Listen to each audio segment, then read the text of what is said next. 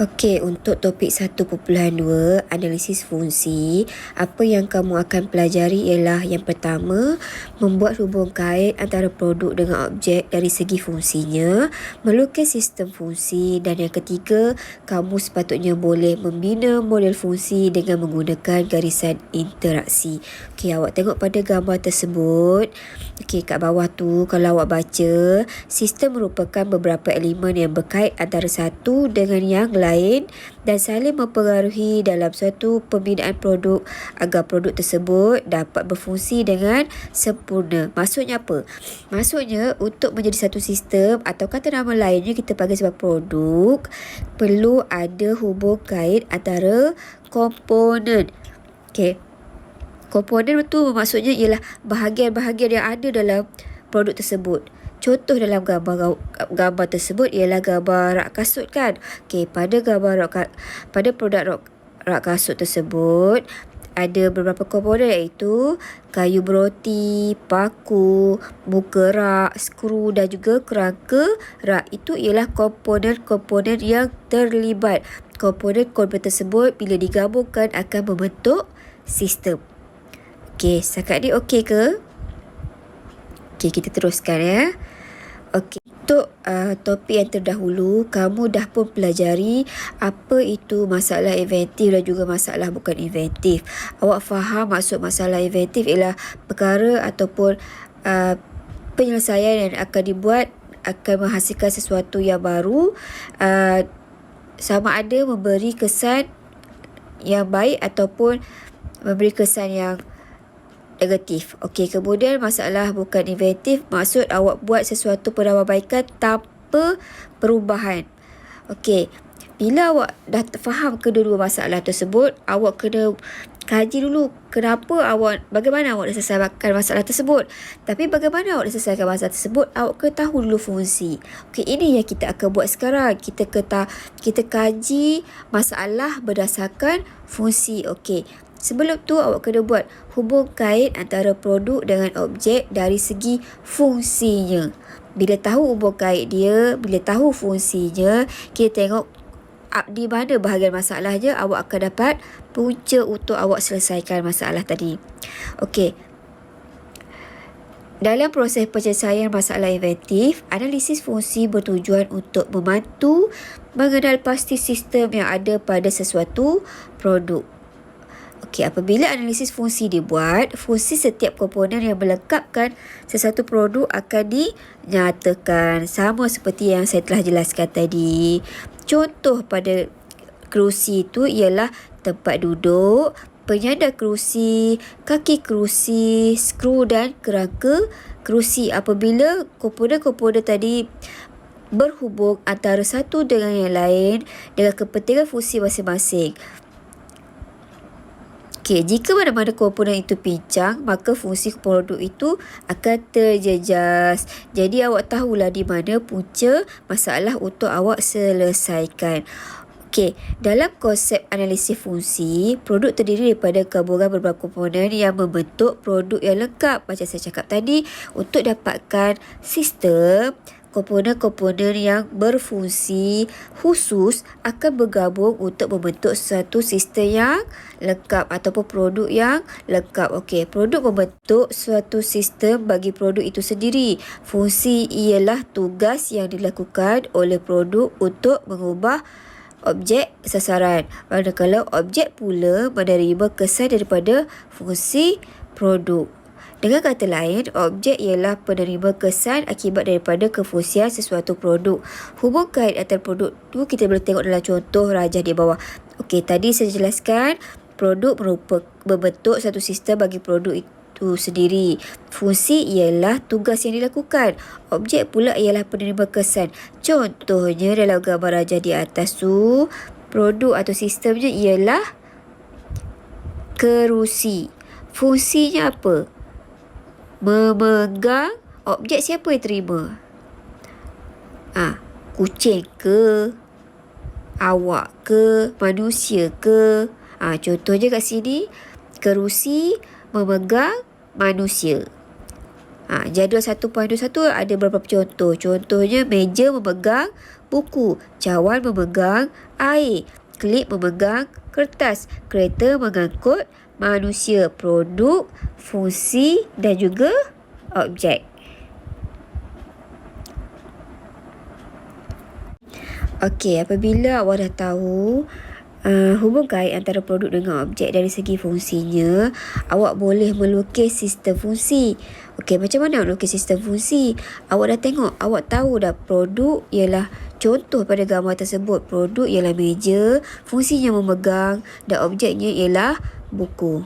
Fungsi komponen ialah melaksanakan tugas yang tertentu bagi melengkapkan sistem fungsi produk. Komponen ialah bahagian kecil yang berfungsi menyokong sesuatu produk. Contohnya produk seperti dalam gambar tersebut ialah meja.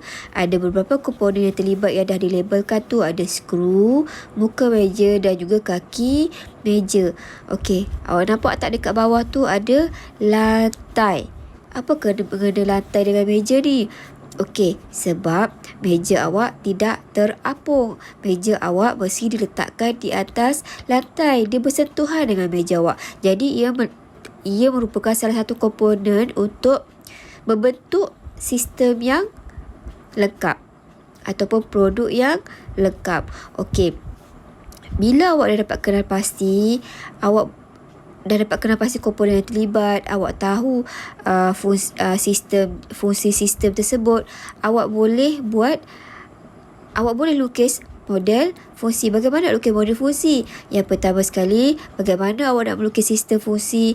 Awak kena senaraikan atau awak buat dalam bentuk jadual sistem fungsi yang ada dalam kotak biru kuning tu. Produk, fungsi, objek, meja, memegang, buku. Okey, daripada situ awak rujuk gambar ataupun awak rujuk imajinasi awak. Awak buat jadual 1.2 komponen sebuah meja dan fungsinya. Awak senaraikan satu persatu komponen. Okey, make sure semua komponen yang terlibat dituliskan.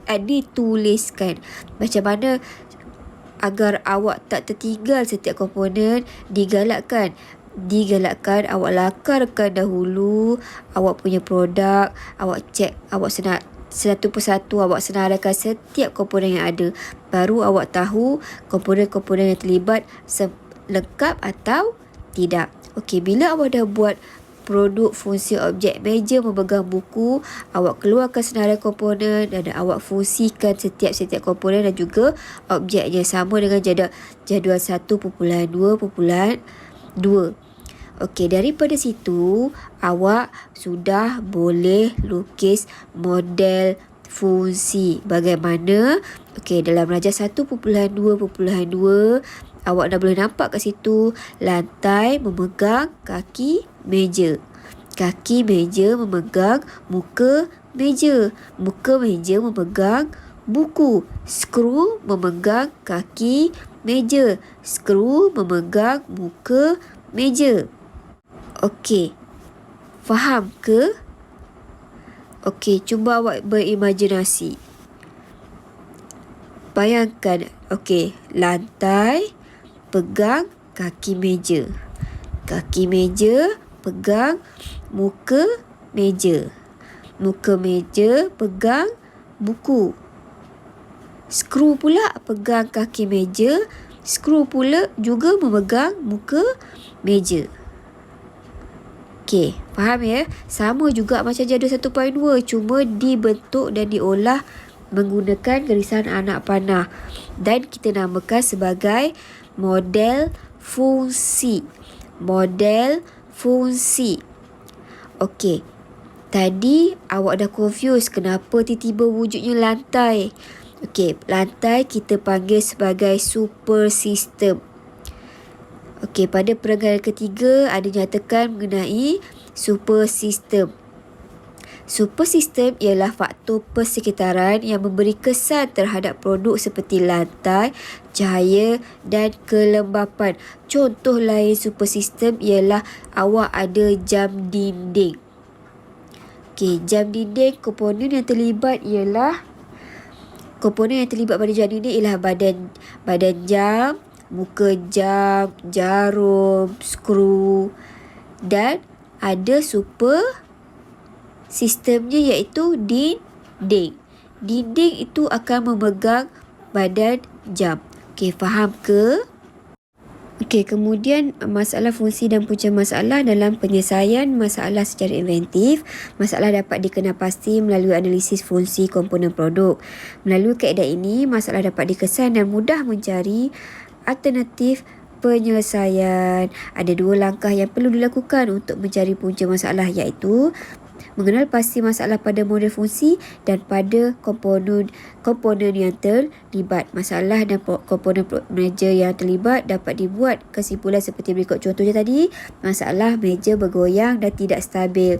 Kemudian awak dah dapat masalah dia, meja bergoyang dan tak stabil. Kemudian awak buatlah model fungsi berdasarkan jadual-jadual komponen senarai komponen yang awak ada tadi. Daripada model fungsi, awak dapat kenal pasti punca masalahnya datang daripada apa? Daripada skru. Okey. Kemudian awak buatlah analisis berantai punca dan kesan. Kenapa nak kena buat analisis berantai punca dan kesan pula? Sebab tujuan analisis berantai punca dan kesan adalah untuk memahami dan mengesahkan rantaian punca dan kesan bagi sesuatu masalah. Mengesahkan rantaian punca dan kesan bagi sesuatu masalah. Soalan akan ditanya beberapa kali sehingga punca masalah dapat dikesan. Dah dapat punca, dah dapat jawapan, soalan pun berhenti. Jawapan yang diperoleh mungkin disebabkan halangan semula jadi, sains dan fizik atau halangan sifat asas objek. Contoh dalam gambaran jadual tersebut. Semula jadi, panas, hujan, kelembapan. Sains dan fizik, momentum, graviti. Sifat asas objek, kebolehan manusia. Okey, kita tengok contoh tadi Okey, contohnya meja tadi bergoyang. Okey, meja tidak stabil. Kenapa meja tak stabil? Sebab muka meja tidak stabil. Kenapa muka meja tak stabil? Sebab skru muka meja longgar. Kaki meja tidak stabil. Kenapa kaki meja tak stabil? Sebab skru kaki meja longgar. Skru juga. Okey. Kenapa skru muka meja longgar? Kenapa skru kaki meja longgar?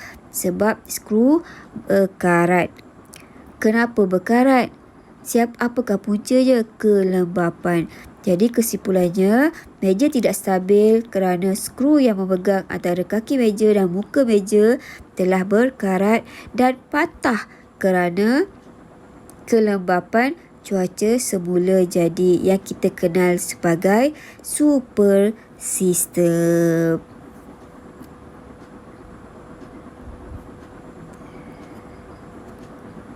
Okey, tamatlah untuk topik analisis fungsi. Bagaimana? Agak-agak boleh ke nak lukis model fungsi? Okey, ada beberapa step nak lukis model fungsi. Ada beberapa step awak nak buat nak lukis sistem fungsi. Yang pertama, saya ulas sekali lagi. Awak nak selesaikan analisis fungsi. Awak nak selesaikan analisis fungsi, awak kena lukis sistem fungsi iaitu dalam jadual 1.2.2. Kemudian awak buat jadual 1.2.2 komponen-komponen sebuah meja. Kemudian daripada situ awak lukislah model fungsi. Sama ada model fungsi bermasalah ke ataupun tak bermasalah. Tapi bila kita kata nak selesaikan masalah, mestilah model fungsi yang bermasalah. Kemudian awak confirmkan semula model fungsi bermasalah tadi dengan analisis berantai punca kesan untuk kita make sure betulkah skru adalah masalah dan punca sebenarnya datang dari kelembapan. Okey, itu saja. Okey, ini tugasan untuk kamu ya.